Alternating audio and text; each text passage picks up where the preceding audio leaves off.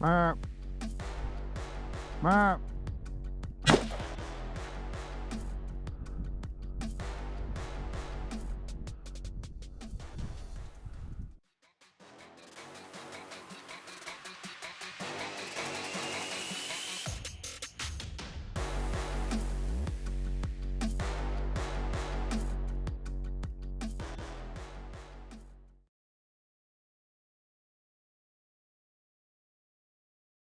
I'm back out here in West Texas again.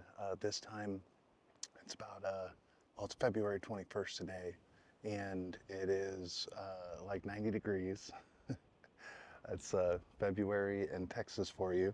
Never know what you're gonna get. Anyway, the property that I'm at still, it's an MLD property, so we still can shoot whitetail until the end of the month, going after, mature 5.5 year on older bucks, or there's access herds that move across some of these properties out here.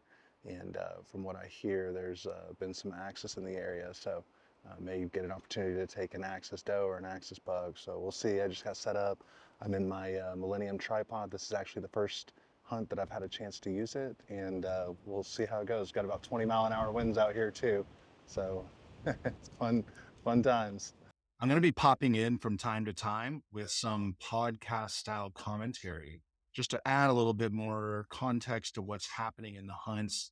A lot of times when I'm out hunting and self filming, solo hunting, those sorts of things, it can be hard to capture all the moments, put together good commentary videos, and stay very, very focused on the animals as well. And that's really why I'm out there primarily, right? Is to have a good hunt, to make a harvest. And so I want to be able to record the commentary as a secondary objective. And I've started to do some of this after the fact at the house. So just go ahead and kick off the footage from the hunt. Maybe an hour or two after I'd been in the stand, started to have some turkeys come out. There was a really nice little flock of them here. Unfortunately, this is about a month before spring turkey season opened, and I wasn't able to shoot one. And then once turkey season opened, they all just disappeared, as you would expect. I do see a lot of turkey during the fall season, but it's not nearly as fun to hunt them in the fall as it is spring.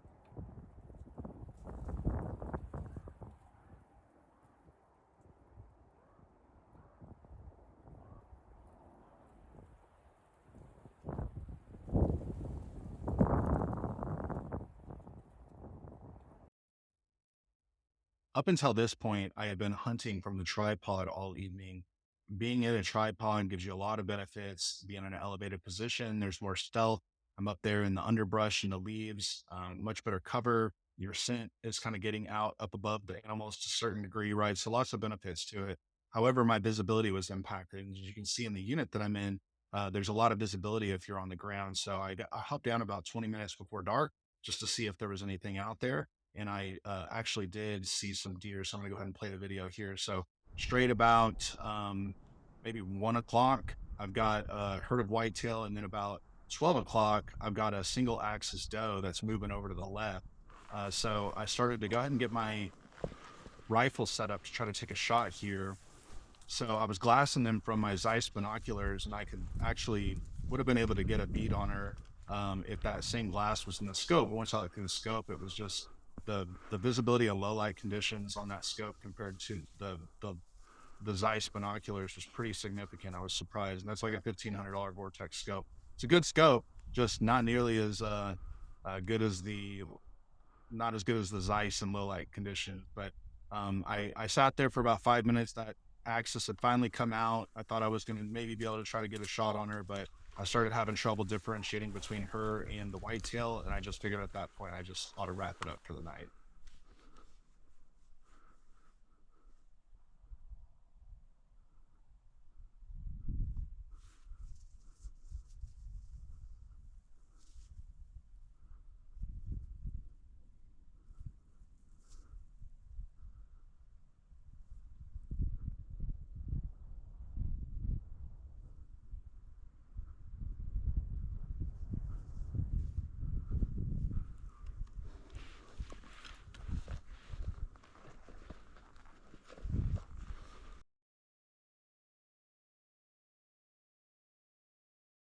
This next morning, I decided to just start hunting from the ground. I basically just set up right up against a tree, kind of pushed all the leaves out from under me so that I was standing on ground. Wasn't making a lot of noise. It was just as still as possible. And I started to have some deer come in from about I don't know, 8 o'clock. These deer kind of worked their way around me. This is three small bucks. You can see a couple of them starting to fight here. And I'd confirmed that we were game to shoot mature, 5.5 years older whitetail bucks. But this property, you're also allowed to harvest cull bucks that are around that same age that are genetically missing brow tines. And so I that's typically the rule, but I wasn't sure if that uh, had changed because of the time of year that I was hunting. And when I had talked to the manager of the property when we went out, he had just said 5.5 years and older bucks. So here I am, kind of taking a video of that buck right there. He's definitely a cull buck. I showed him to the manager afterwards, and he was like, "Oh yeah, that would have been good to shoot." That protein feeder they had just put out there. There's actually nothing in it right now, but they were put it out there because there's some neighboring properties that they're trying to pull in access from, and so uh, they were putting the protein feeders out to try to pull access in from these other properties.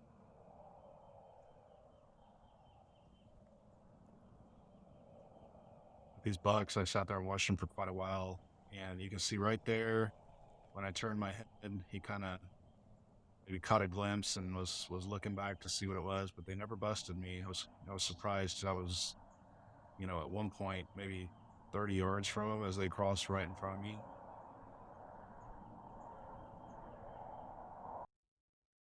Okay, so I didn't see much else that day, and the next morning I went out, was set up in a similar area. This is basically where those bucks went to after they walked past me, and I was trying to get out there to see, if I could see the same bucks again. And sure enough, before the sun came up, a buck came out that I was pretty sure was that cull buck, and I'd been greenlit to shoot it, and so at this point, I'm glassing it, trying to get an idea of is it that same buck that I saw the day before.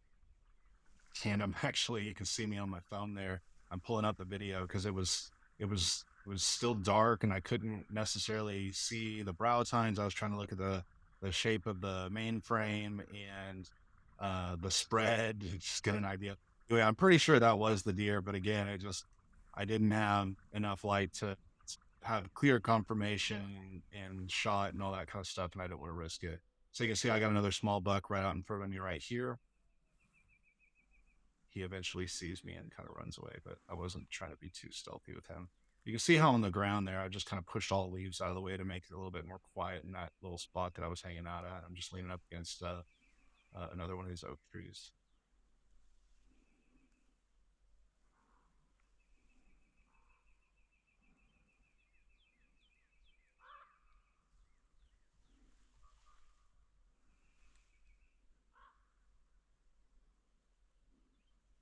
Okay, so now I just seen some axis right about maybe my 10 or 11 o'clock back in some thicket back there where my head is pointing right now. And they were moving away from me, so they were moving north. So here I am just kind of making sure that there's no other deer out behind me because I'm about to start to try to put stalk on them. And so text my father-in-law who was hunting on the opposite side over on the east side of this unit, and I told him, "Hey, I've got some access over here. I'm going to try to go after him." This is the last morning of the hunt. I was like, if I don't go after him, it's like now or never. So I'm going to pause real quick. At this point, I had been stalking these deer for well over half a mile. I was running from spot to spot. Basically, you can see I was just finding shaded areas, trying to get up against trees. But as you can see, there were some areas where I would travel, 50 to 100 yards, and I was out in the wide open. Luckily, they were walking, the opposite way. They had their backs facing me and everything, and I was able to make it without getting seen. They were also in some pretty thick area, but those axes are super skittish, right? So if they had caught any whiff of me, they would have been long gone. But I was able to catch up to them probably, yeah, I think it was three different times. Unfortunately, my GoPro battery had died, and the first two times I stopped to try to take a shot, I just wasn't able to get a clear shot on them. This is the third time. So I'm trying to get them calmed down and everything and actually see one start to run out of that thick area and give me a clear shot. I was able to get a new battery into the camera and start recording. I didn't have my handheld because I've got a tripod for that I'd have to get set up and everything. So you can see self filming, as Nick mentioned in his video for his South Texas public land buck. Uh, Props to those that are good at it because it is not easy, and a lot of people make it look easy. But here I've got that access starting to come out and finally getting a clear shot on her.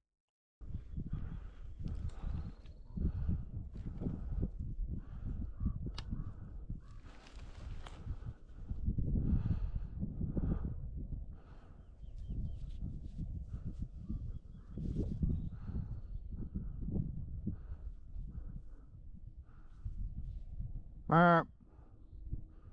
Meow.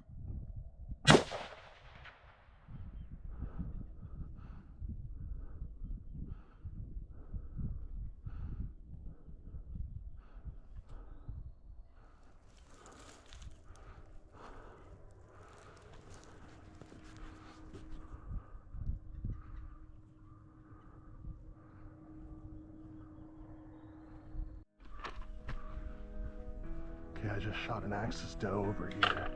I think I've got her spotted laying down right up here in front of me.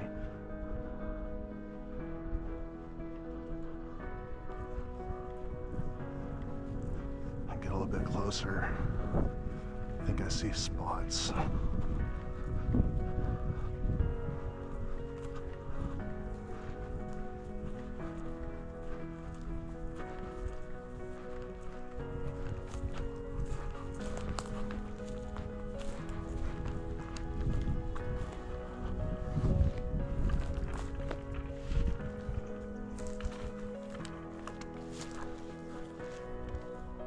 Okay, as you can see, we recovered the axis. That's the end of the hunt footage. And you can see over on the right, Riker and I back at the house butchering the deer. I'm kind of walking him through, how to debone and all those sorts of things. And then upcoming, we've got some footage as I was going through the process of smoking the backstraps and tenders, as well as some jerky. So hang out for that if you are interested in both products and the process that we use for that.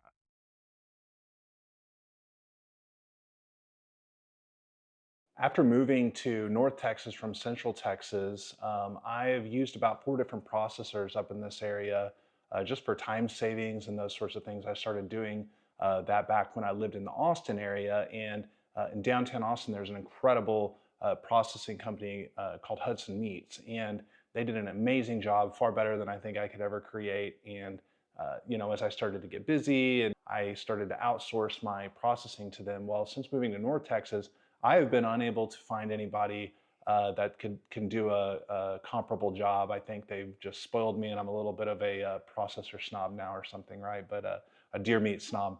Anyway, I said, you know what? I think I can do this better myself.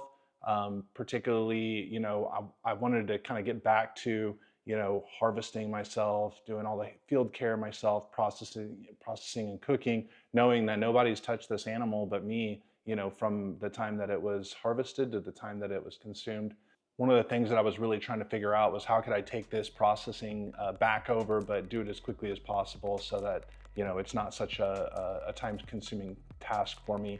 And this Bradley P10 smoker was very interesting because you can pre-program not only the cook time, but for how long you want it to smoke and all those sorts of things.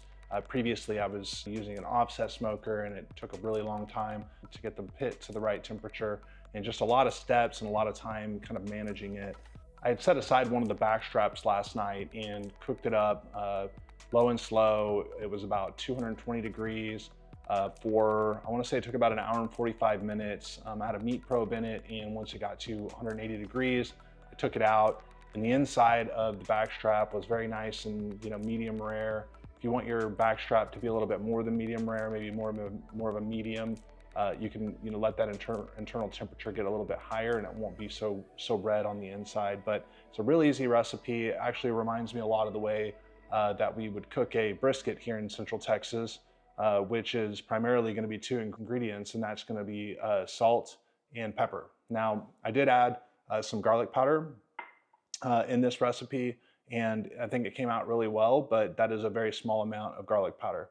So what I did was put the seasoning into just a small plastic bag like this. I've lined these up based on how much you're going to use for each, and it's real easy. So the garlic powder, I did 1 tablespoon.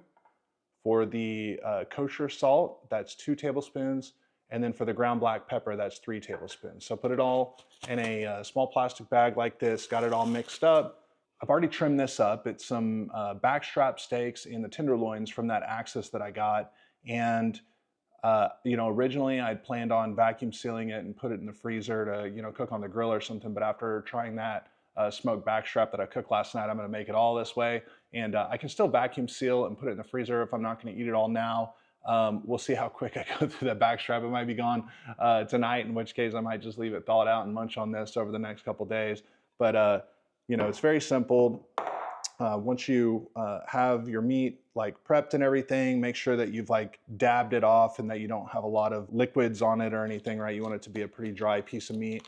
And then you can just simply take, once you've shaken your spices up really well and just kind of sprinkle it on and coat it. And you want to make sure that you get all sides of the coating. If I was going to change anything about this recipe, it would be reducing the amount of garlic powder, maybe just a little bit. I had put 1 tablespoon and maybe 3/4 or half a tablespoon, would get the job done. But, as of last night, it was good enough that I'm not going to modify anything for the recipe. It may look like there's a lot of salt on here, but once you actually get it cooked down and everything, it does a good job of just bringing out the flavor of the meat. And also this is going to kind of help preserve and cure the meat a little bit. But so we've got 1 tender ready to go there. So I'll just kind of repeat the process with each of these cuts of meat. And I'll get it ready to go on the smoker, and we will pick this back up outside.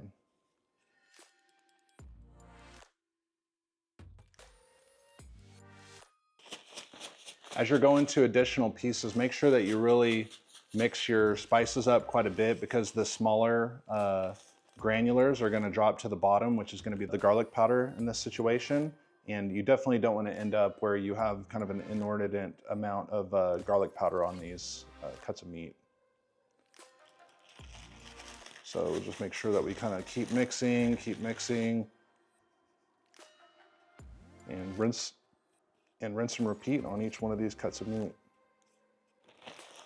Ran out of seasoning there, so I just made another little batch with kind of the same proportions, right? And that's 3 tablespoons of pepper, 2 of kosher salt, and actually went a little bit lower on the garlic powder on this one, like 3/4 garlic powder.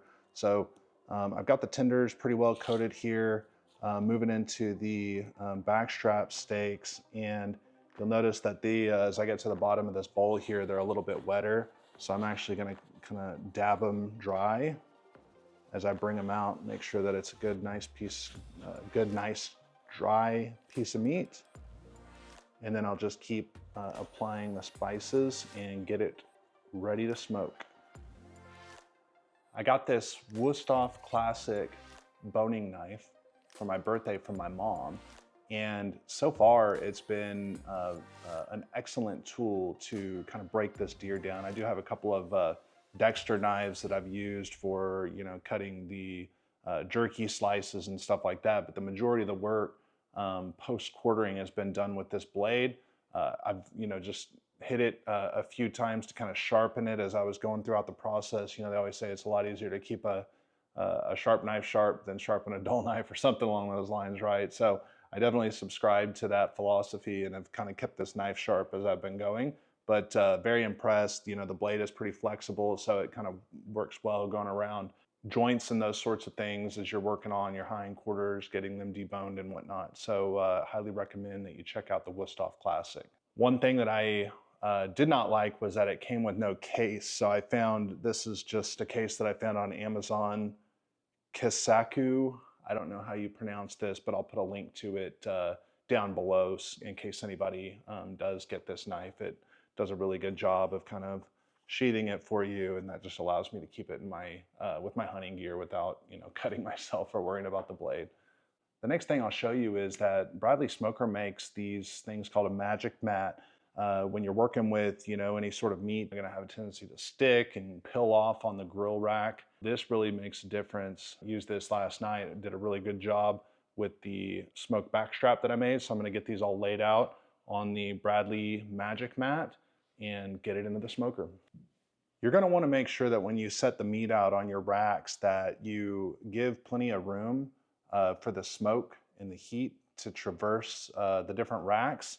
And it's gonna get hotter, in the lower portion of the rack. You can also rotate the racks, which is a recommendation that Bradley gives. So what I'll do is I'll put a meat probe. The Bradley P10 comes with 2 meat probes.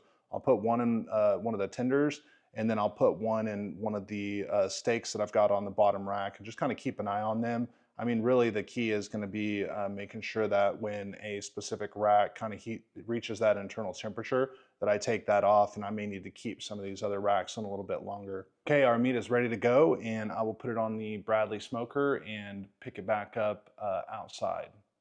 I'm gonna give you a close-up view of the operation of this Bradley smoker. So something that you gotta know about is this little lock button here is a child lock, and after the keypad hasn't been touched for a while, that child lock is gonna turn on. So you turn that child lock off by pushing down the rotating knob down here, and when that light comes off, that means that the child lock is off. Now we should be able to select our temperature setting. It only goes, between 219 and 221. I can't get it right at 220, but 219 is close enough. I'd rather it be lower temperature than too high. Also, there's a Celsius and Fahrenheit button right here. It does kind of default to Celsius, so you just got to remember to change that to Fahrenheit. Here we have the cook time knob, and last night it didn't take much longer than about, I think, 1 hour 45 minutes for those full back straps. So I'm going to do right at 2 hours. That'll work. So once you program your setting in, you just push the knob down here, and then that kind of takes the input. And then lastly, this is how long you want the briquettes to smoke. Again, last night I think I did about 1 hour, and I could use probably a little bit more smoke on it. So I'm gonna go with like 120 on this one. But you can just kind of play around with that yourself. Okay, we're out here and we got the smoker preheated, and I've got it loaded up with the hickory biscuits from Bradley as well. I'm gonna start with the smallest cuts. I'm gonna put them on the top rack here. Okay, the second tray, I'm gonna put kind of my mid-sized cuts. And then this bottom tray, I'm gonna put these full tenders. And I'm gonna go ahead and connect meat thermometer 1 into one of my tenders here. And I'm gonna put meat thermometer 2 here into one of my smaller backstrap pieces. That'll be good enough.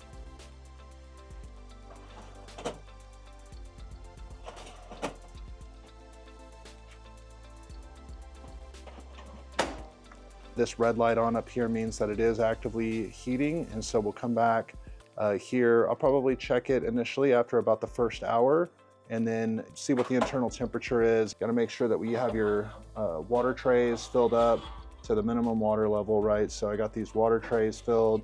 Everything looks pretty good. I think this is going to turn out to be some fantastic axis meat.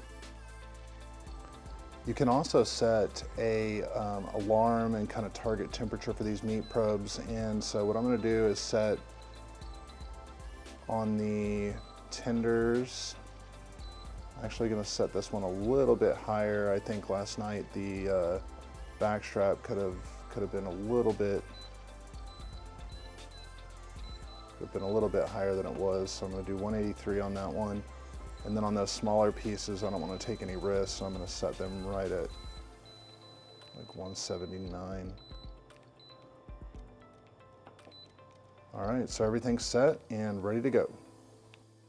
Okay, so I just took this first batch of backstraps off of the smoker here, and I'm just going to cut into a couple of these bigger pieces. I've actually already eaten a couple of the smaller ones, so I know they're ready, but yeah, look at that. So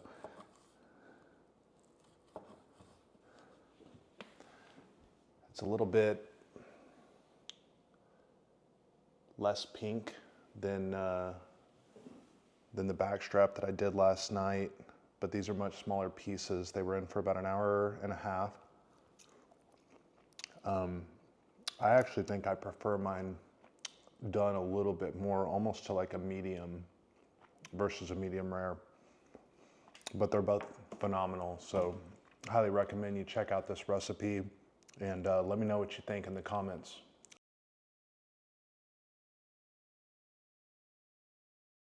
So last night I prepped and started to marinate a couple of batches of Axis jerky, and these are from the hindquarters primarily. And what I did was trim all the silver skin off, the sinew, try to get all the tendons out. There's, you know, in the middle of that quarter, right, there's some real thick, solid pieces of meat, right? So trimmed all that up, and then cut it into a couple of blocks and cut those at about a 1/4 inch thick against the grain. And once I had those all cut up, took a couple of 1-gallon Ziploc bags, and I made 2 different batches here. One batch is going to be a more spicy blend for me, and the other batch is going to be a milder blend for Riker and the rest of my family. In both of these blends, I did 1 cup of Dr. Pepper, 1 cup of soy sauce, and 1/2 cup of Worcestershire sauce. For the spices, this is where I kind of made some adjustments. On my mild blend, what I did was put 1 tablespoon of ground black pepper and 1/2 tablespoon of garlic powder.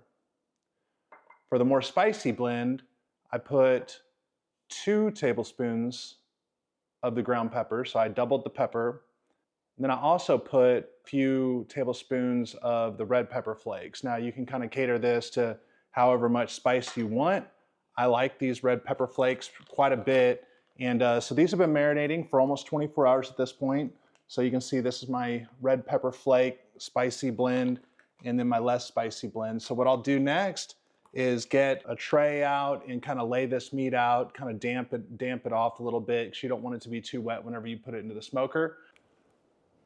I took this jerky out of the fridge earlier and put it in a strainer in the sink, and you can see I just got a tray kind of laid out with some napkins on it to just absorb any of the excess liquid that's on here.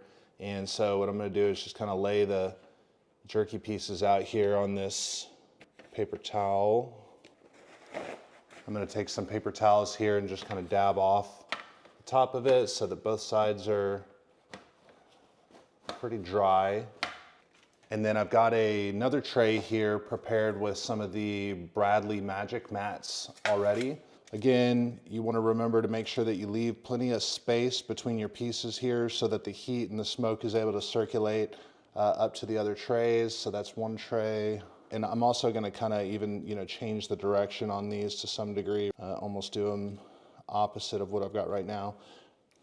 All right, so that's all the rest of our jerky for this first batch, the mild batch. And the Bradley P10 smoker comes with capacity for 5 racks, but they only ship it with 4. And I think 4 will be perfect for this first batch. So I'm gonna cook this first non-spicy batch, and then I'll come back and do my spicy batch afterwards. So I didn't need to clean the magic mats in between the batches or anything, and I'm going to use a lot more spice on my batches, so it just made sense to do the mild batch first. As I mentioned before, I used the Dexter knife to kind of slice those hams into thin slices. So I did this manually. They make a lot of different kinds of meat slicers that you can do that probably will speed the job up and make the thickness a little more consistent for you. But this is a Dexter soft grip. I'll put a link down to this in the description as well. It made quick work of it. This was the knife that I used to use to cut briskets back when I used to do a lot more smoking, and it's still super sharp and got the job done for me. I have the Bradley P10 smoker here preheated at about 175 degrees. And so I'm gonna take my Bradley Magic mats and go ahead and load these on to the racks. Double check my temperature, so I've got it set at 174, that looks good. Now for the smoke, last night I ended up smoking that backstrap for pretty much the full time, and it was just about right. So I think on these I'm gonna do an hour 20. Since these are smaller cuts of meat, I think an hour 20 will be plenty of smoke for them. I'm not using the temperature probes on these, so there's no more settings that I need to do here. I'll just let them set and I'll come back out to check the progress after about 1 hour. Okay, we're about 1 hour into the smoking process. I'm gonna open it up and see what it's looking like. Right now, at least visibly, they seem to be cooking pretty evenly, so I'm not gonna rotate them, but your lower trays cooked a little bit faster than your upper trays. You can rotate these, but for right now, I'm gonna leave them alone, and maybe on the next check, we'll rotate them if it's needed. I'm out here at my 2 hour mark, and these still need a bit more time. I am gonna go ahead and rotate these trays. I'm gonna move this bottom tray, set it down, take the one off the top. And also one of the things I was noticing was, particularly on that bottom tray, it doesn't look so bad on the top one, but on that bottom tray, it looked like the underside of the meat was getting cooked more than the top side. So I flipped those over. This one doesn't look too bad, so I'm gonna leave this one alone. And I'm just gonna move this down. These are already definitely edible. They're still pretty floppy, so we want them to get a little bit more dried out than this. But I'm gonna try a bite. Yeah, it's good. Riker's gonna like these. They're not very spicy at all. I think I'm actually gonna go ahead and add a little bit more smoke on here as well. So another more 40 minutes of smoke. Okay, so we just took the first batch off the smoker. Ended up taking about 5 hours in total. As you can see, pretty much perfectly done. Even some of these thicker pieces got a real nice smoke and a good texture on it. Feedback from Riker is that it's a little bit sweet. You know, I didn't actually intend to marinate this as long as I did. I wanted to cook this yesterday, but I got tied up with backstraps and tenders, so I didn't have a chance to take it out. But here's the next batch. You can see this has got quite a bit more spice, got the red flakes and more pepper in it. So hopefully that'll offset, you know, some of the sweetness, and just next time, I'll probably either reduce the amount of Dr. Pepper or maybe try a different recipe with no Dr. Pepper. Could also just reduce the amount of time that I let it marinate. But all in all, I think it's really good. It turned out much better than the last batch that we had processed elsewhere, so I'm happy with it. Next, I'm gonna vacuum seal some of these backstrap steaks that I smoked last night and the remaining tenderloin that I've got here. You can get a pretty quality vacuum sealer on Amazon for about $100 these days. This one is called a Mesliese, and basically all you have to do is open it up. You're able to store some of the bags right here. They give you a few like pre-cut bags, so those are the ones that I'm gonna use today. And I'm gonna start with the tender, because I think this is gonna look really good once I get it in the bag and get it sealed up. So place the tender in there. You've got the opening that you just place in the little vacuum chamber here. Close it up. We're gonna do normal pressure. We're gonna go ahead and select the moist option here and do vacuum and seal, and that's as simple as it is.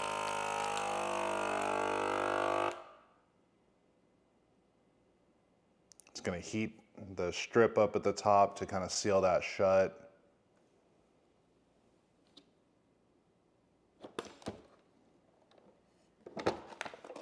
There we go.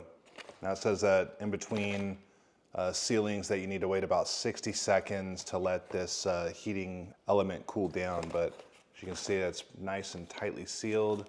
It'll store in the freezer a lot longer that way, or in the fridge, whatever you're gonna do. But I'm gonna go ahead and seal up a couple more of these. I'm doing them kind of small too, because I wanna be able to give some of this to some friends, and there's not a ton to go around, so I have small packages here.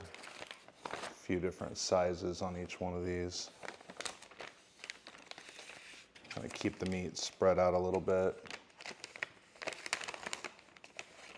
There we go.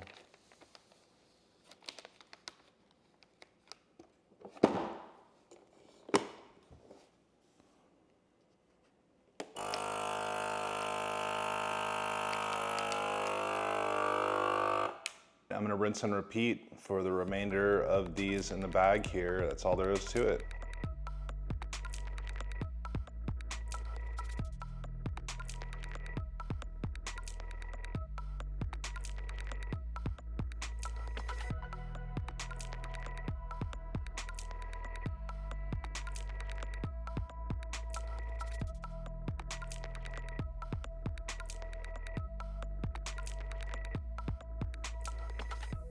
I'm finished processing the axis, and I have to say, of all of the things that I used in processing this deer, well, the Bradley P10 smoker was amazing. I mean, everything came out perfect. It's exactly what I wanted, where I could just put the meat in there, set it for a certain amount of time, and know that it's gonna cook in a consistent way.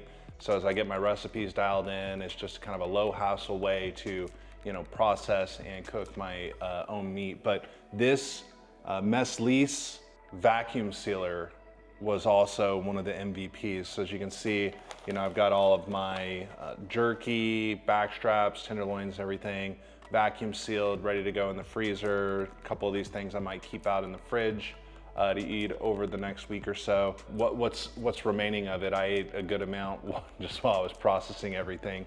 I've got some that I didn't vacuum seal that I just kept in baggies here. And so last night I finished creating the hot batch of this jerky. This ended up coming out fantastic.